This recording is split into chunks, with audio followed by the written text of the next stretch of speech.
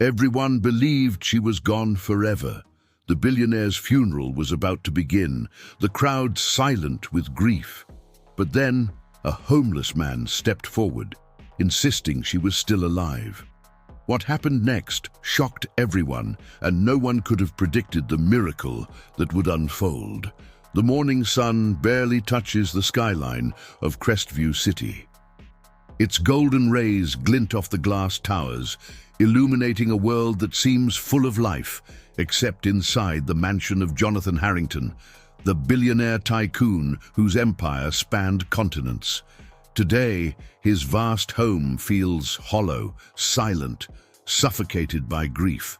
In the grand hall, velvet curtains hang heavy over towering windows. Crystal chandeliers catch the faint light, scattering it across marble floors, but nothing can brighten the atmosphere. Servants move quietly, speaking in hushed tones, careful not to disturb the man who has lost everything he loves. Jonathan sits at the head of an impossibly long mahogany table, staring blankly at a framed photograph. The woman in the photo is Elizabeth Morgan, his fiancée, elegant, radiant, and full of life. In his eyes, the photograph flickers between memory and mourning, a cruel reminder of what he has lost. Jonathan, whispering to himself, "Elizabeth, how could this happen?" The servants exchange glances, hesitant to answer. Even they cannot soften the jagged edges of his pain. News had spread quickly. Elizabeth was gone, presumed dead after a mysterious accident during a private weekend retreat. The details were scarce: a vanishing in the mountains, an apparent fall, or perhaps a medical emergency that no one fully explained. The mansion staff had already begun preparing for the funeral. Arrangements were meticulous, as if precision and wealth could somehow compensate for tragedy.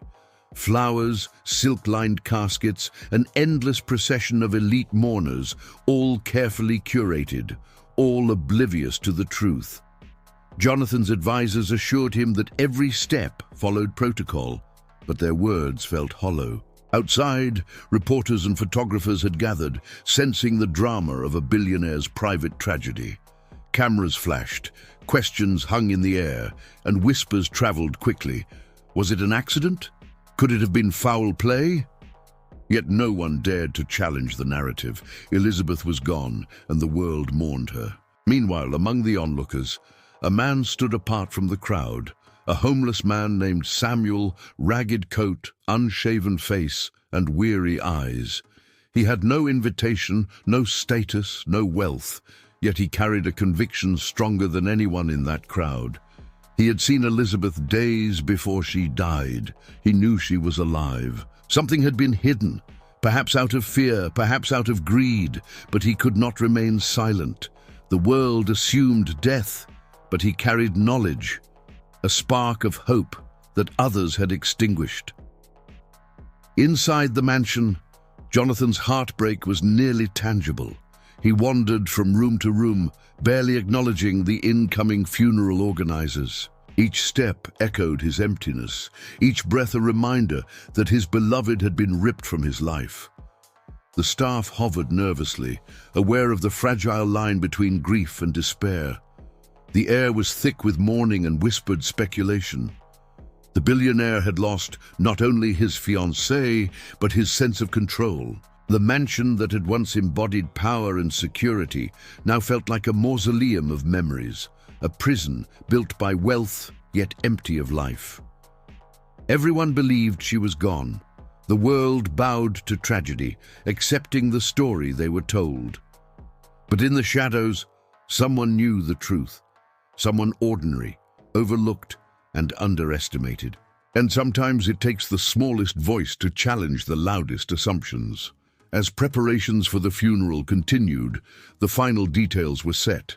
The casket draped in white roses, pallbearers rehearsing their solemn procession, mourners filing in, cameras poised to capture every tear. The stage was set for the world's acceptance of Elizabeth's death, a death that was, in truth, only assumed. And somewhere outside, Samuel adjusted his worn coat, clenched his fists, and took a deep breath. He knew what the world did not. Elizabeth Morgan was not dead. Outside the Harrington mansion, the city hums with curiosity. Journalists line the streets, their cameras poised to capture every detail of the billionaire's funeral. Well-dressed mourners murmur among themselves, exchanging condolences and rumors. The air is heavy with grief, expectation, and the quiet reverence owed to the elite. Yet amidst the sea of polished shoes and somber suits stands Samuel, a man the world barely notices. His coat is threadbare, sleeves frayed, and his shoes scuffed from countless days on the streets. Dirt clings stubbornly to his worn clothing, but his eyes are sharp, observant, unwavering, and full of determination. Samuel has no authority, no wealth, no social standing. To the world, he is invisible. Yet in his heart, he carries a truth stronger than the combined influence of every billionaire in attendance. Elizabeth Morgan is alive. Days ago, Samuel had been near the secluded retreat where Elizabeth was supposedly lost. He had seen her alive, fragile, frightened, and in need of help. He had tried to alert authorities, but his words fell on deaf ears. To the world, he was just a homeless man. Now, standing outside the mansion, he clenches a crumpled piece of paper, a scribbled note of dates, times, and observations proving Elizabeth's survival. His heart pounds as he rehearses what he must say. Samuel, to himself whispering, "They can laugh, they can ignore me, but I have to try. She's alive. I can't let them bury her while she still breathes." The crowd around him begins to shuffle toward the funeral entrance. Wealthy mourners, uniformed staff, and journalists move like a river toward the mansion doors. Samuel hesitates, taking one last look at the elaborate preparations. White roses, golden casket, pallbearers practicing solemn steps. It all seems suffocatingly final, a monument to a death that never truly occurred. Samuel steps forward, his worn boots crunching on the gravel driveway. Murmurs ripple through the crowd. Who is he? Is he lost? Should security stop him? He ignores the whispers, raising his voice with clarity and authority.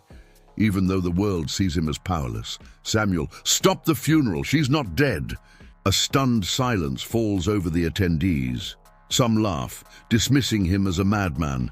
Others glance at each other nervously, unsure if they should intervene. Inside the mansion, the billionaire Jonathan Harrington freezes mid-step as a servant rushes in, whispering urgently, "Servant, sir, someone outside. They say she's not dead."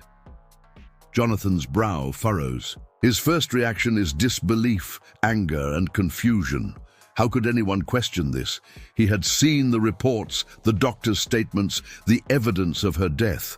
Nothing could contradict that. Yet Samuel does not falter. He steps closer to the gates, brandishing the crumpled note as proof. Samuel yelling, "I saw her! She's alive! You can't bury her! You're making a mistake!" Security guards move to restrain Samuel. The crowd murmurs, divided between disbelief and curiosity. Cameras flash, capturing the drama in real time. Samuel struggles as a guard grabs his arm, but he refuses to be silenced. Samuel, desperate, voice cracking, "Please, she's alive, you don't understand. She's alive. Someone needs to check." Jonathan finally appears at a window above, his presence commanding immediate attention. He glares at Samuel, his voice sharp and incredulous. "Jonathan, who are you to speak? Do you have proof, or are you simply deluded?" Samuel lifts the note, trembling, and points toward the nearby hospital where Elizabeth has been quietly recovering in secret. "Samuel, I have proof. Check the records. She's alive. Don't let them bury her." For a moment, the world holds its breath. The crowd is silent, the funeral staff frozen. Samuel's words hang in the air like a spark in the darkness. One young journalist, intrigued and sensing the story of a lifetime, steps forward. She whispers into her microphone, "Journalist, could he be telling the truth?" She radios her editor, who decides to investigate immediately. Within minutes, whispers spread. Hospital confirms patient. Yes, she is alive. The disbelief among the mourners turns into confusion, then shock. Jonathan's face drains of color. His grief, once a controlled performance, now clashes violently with the reality Samuel has unveiled. Samuel stands firm, exhausted but unyielding. As the crowd turns toward him with awe, he is not rich, not powerful, and yet he is the catalyst for truth, the unlikely hero who refuses to stay silent in the face of injustice. Samuel's courage raises the stakes for everyone involved. Jonathan Harrington faces the possibility that he nearly participated in burying a living woman, his grief replaced by guilt and disbelief. The crowd witnesses the collapse of their assumptions, learning that wealth and authority do not always hold the final word. Elizabeth, though unaware of the public chaos yet, her life is about to be reclaimed. Samuel, ordinary, overlooked, a man the world ignores, now the center of an extraordinary story. In a world where power dictates perception, sometimes the smallest voice can shatter the loudest illusions. Samuel did not have a title, a suit, or a name known to millions, but he had truth, and truth, when spoken with courage, cannot be ignored. The gates of the mansion creak as security hesitates. Jonathan steps forward, conflicted, knowing he must face this challenge. The stage is set for a confrontation that will either validate Samuel's bravery or condemn him as a madman. And the funeral, meant to mark an ending, becomes the scene of an unimaginable twist. Samuel's worn appearance versus the mansion's opulence, David versus Goliath imagery. Suspenseful pause as security and crowd react, perfect for a cinematic cut. High contrast lighting, shadows on Samuel, golden sun on mansion, symbolic hope versus despair. Rising tension cues, crowd murmur, camera flashes, Jonathan's reaction, looming revelation. The grand gates of the Harrington mansion creak under the morning sunlight as the crowd of mourners shuffles toward the funeral entrance. Inside, every detail has been arranged with impeccable precision. White roses drape over the golden casket, pallbearers stand at rigid attention, and the elite gather silently, awaiting a ceremony that will confirm what everyone believes, that Elizabeth Morgan is dead. But outside, Samuel, the homeless man, stands tall despite exhaustion. His voice has already begun to pierce the crowd's murmur. Samuel, stop the funeral. She's alive. She is not dead. The words slice through the ceremonial quiet like a knife. Cameras flash, journalists murmur in disbelief, and a few of the more compassionate mourners exchange nervous glances. A uniformed security guard steps forward to restrain Samuel, grabbing his arm. But Samuel refuses to be silenced. His eyes blaze with determination, and his voice rises above the murmurs. Samuel, shouting, "You can check the hospital records. She's alive. You can't bury her while she still breathes." The crowd gasps in shock. Some laugh, dismissing him as a madman. Others freeze, unsure whether to act or to watch in stunned silence. Inside the mansion, Jonathan Harrington stops mid-step, alerted by a servant who rushed in, whispering urgently, "Servant, sir, someone outside says she's not dead." Jonathan's face pales. For a moment, the world narrows to a single point of disbelief. The billionaire had trusted every report, every piece of evidence, every medical record. How could anyone contradict this narrative? He strides to the window overlooking the driveway, and the sight freezes him. A tattered man, ragged and dirty, standing alone, daring to challenge the world's most powerful man. Jonathan, voice trembling, angry. "Who dares speak here? Show yourself." Samuel lifts the crumpled note he has carried, the proof he knows no one else can see yet, and points toward the nearby hospital where Elizabeth has been quietly recovering. Samuel, pleading, powerful. "I am the only one telling the truth. She's alive. Check the records, please. Do not bury her." Security steps in, attempting to drag Samuel away. Some mourners murmur, questioning his sanity, but his unwavering gaze and desperation are contagious. A few journalists begin filming his protest, realizing they may have stumbled onto the story of a lifetime. Journalist, to her camera, could this be true? Could she really be alive? Jonathan, now descending the staircase, approaches the gates. His presence commands immediate attention. The crowd parts, whispering in awe and confusion. Jonathan, cold, incredulous. Enough! Who are you to claim knowledge of her fate? Show proof, or be silent. Samuel shakes the note in the air, his hands trembling, his voice cracking. Samuel, proof is at the hospital. She's alive. Don't make a mistake you'll regret. The tension is unbearable. Every mourner holds their breath. Security hesitates, unsure whether to forcibly remove him or listen. Cameras capture every second. A young journalist, sensing the magnitude of the moment, rushes to her editor with Samuel's account. The editor calls the hospital. Moments later, confirmation arrives. Hospital staff, over phone. Yes, she is here. Alive. She was under observation for an accident, not deceased. The crowd erupts into whispers, gasps, and murmurs of shock. Jonathan Harrington freezes, his expression a mix of relief, disbelief, and guilt. The world he thought he controlled suddenly feels fragile. Samuel, exhausted but resolute, stands amid the chaos. Ordinary and overlooked, he has become the catalyst for an extraordinary revelation. In a world where wealth and status dictate reality, the voice of the powerless can shatter assumptions. Samuel, invisible to most, had done what no one else could. He had brought truth to the surface, and with it, hope. Jonathan finally reaches Samuel, the crowd parting as tension skyrockets.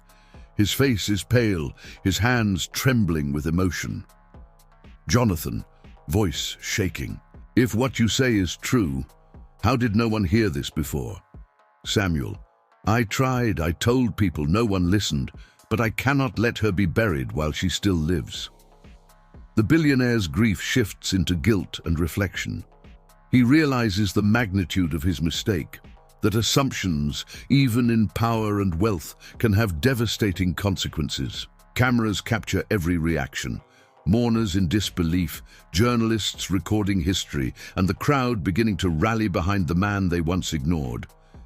Samuel, ragged and worn, is suddenly the hero of the hour. The world had prepared a funeral, but Samuel had prepared truth. And sometimes courage doesn't wear a suit, sometimes it wears the tattered coat of a man who refuses to stay silent. The funeral procession grinds to a halt, the casket remains closed.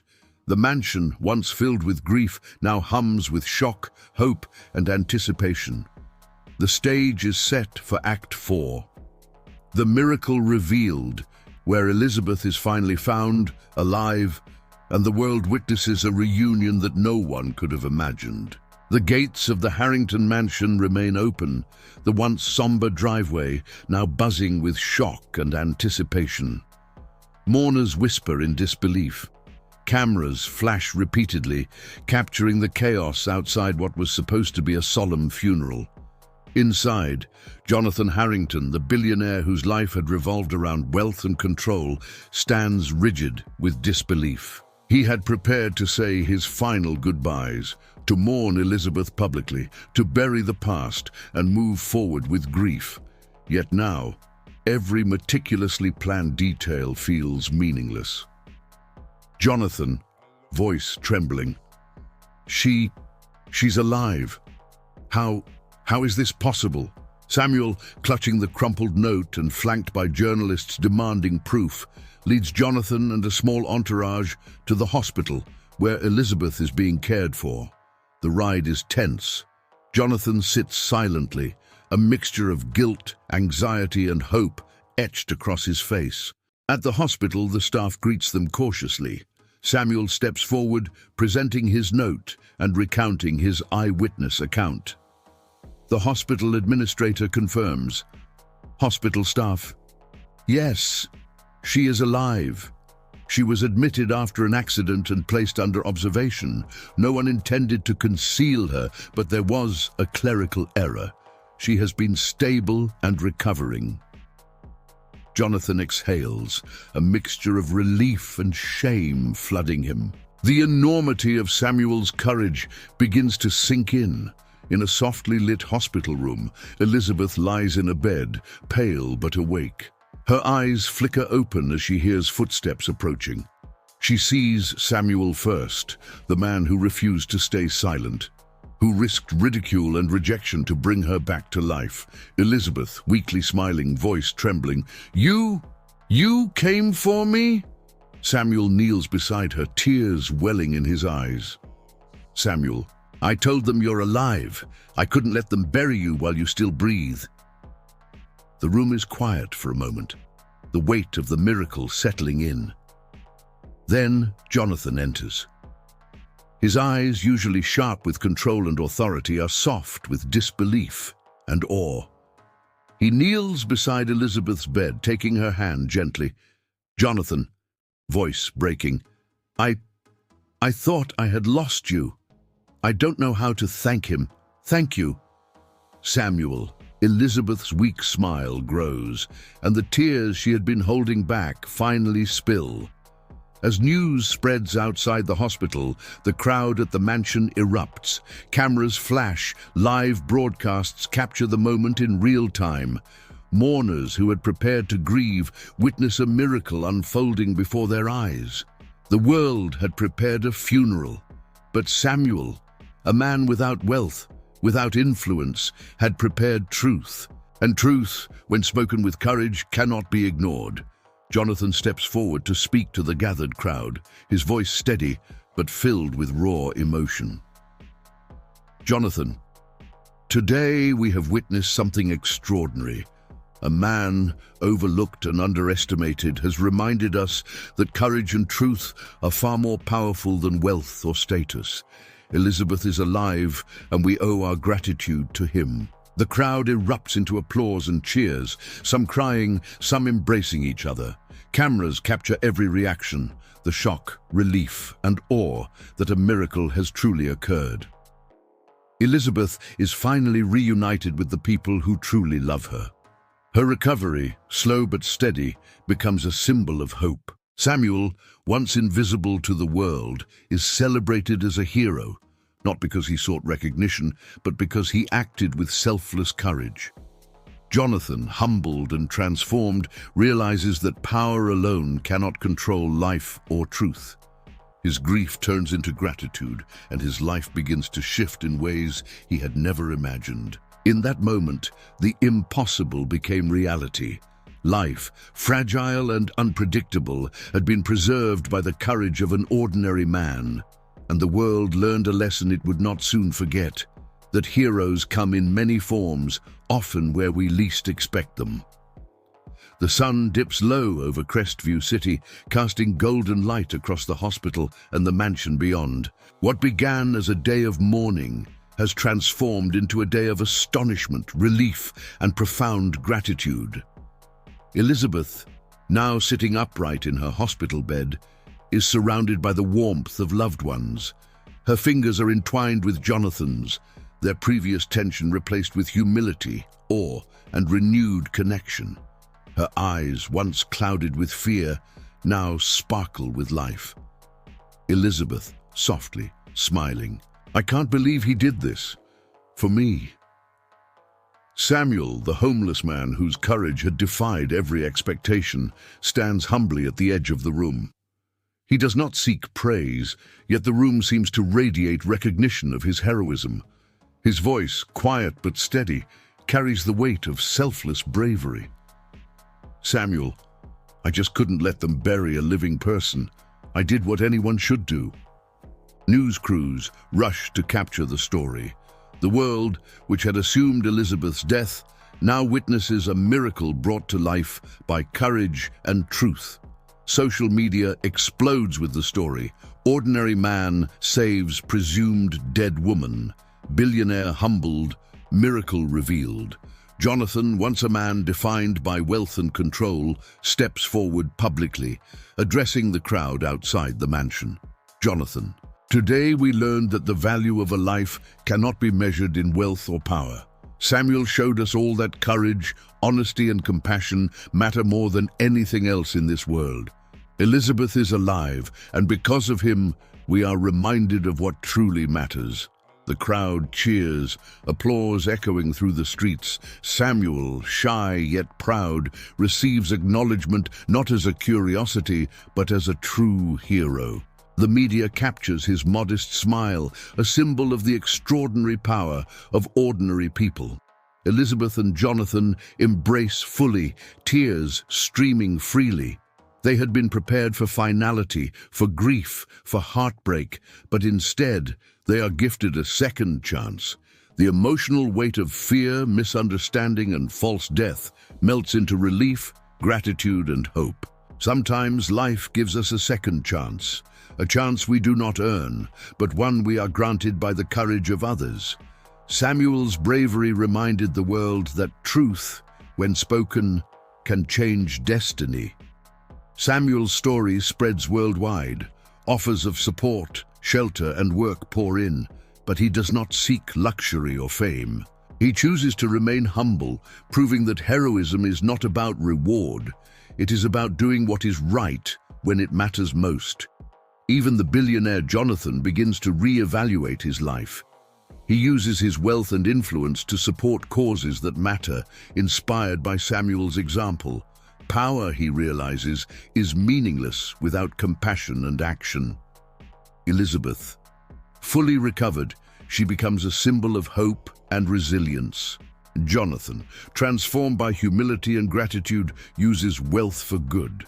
Samuel, recognized as a hero, his courage inspires countless others. The world witnesses the extraordinary ripple effect of one man's moral courage. The final scene is cinematic. Elizabeth walking hand in hand with Samuel and Jonathan outside the hospital, sunlight illuminating the path ahead. The city seems quieter, softer, as if paying tribute to the miracle that unfolded. In a world that often overlooks the ordinary, courage can illuminate even the darkest moments. One voice, one action, one man, and a life presumed lost was saved. Sometimes heroes appear in the most unexpected forms, and miracles happen when we least expect them.